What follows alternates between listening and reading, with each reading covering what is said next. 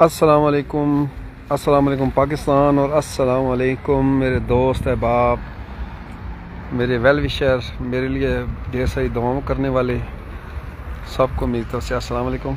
इस वक्त मैं मशहद जो है ईरान का, उससे तकरीबन 250 किलोमीटर पीछे हूँ और सर्दी शदीद है यहाँ पर। दिन को भी इस वक्त जो है तकरीबन कोई -5 है और धूप का तो पता ही नहीं है, लग रही है नहीं लग रही है, बस रोशनी सी लग रही है। और ये जो है मेरा सामने घोड़ा, काफ़ी दिन से इसको मैंने दिखाया नहीं था अपने घोड़े को।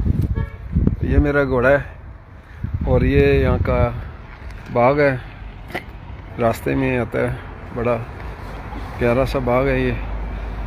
और इंशाल्लाह बस इसके बाद ये जनाब मेरा छोटा सा किचन, सोचा था थोड़ा सा कुछ ये खाना पकाना कर लूँ। तो ये मछली डब्बे वाली ली है, तो इसको ही बस कोई तड़का शड़का लगा के तो कर इंशाल्लाह फिर खा के आगे निकलता हूँ। तो बहुत शुक्रिया, आप बहुत सारी दुआएं कर रही हैं मेरे लिए। मुझे महसूस हो रही हैं कितनी दफ़ा मैं ख़तरनाक जगह से भी बचा हूँ। तो अल्लाह ताला आपको खुश रखे, इंशाल्लाह फिर अपडेट करता रहूँगा। अस्सलाम वालेकुम।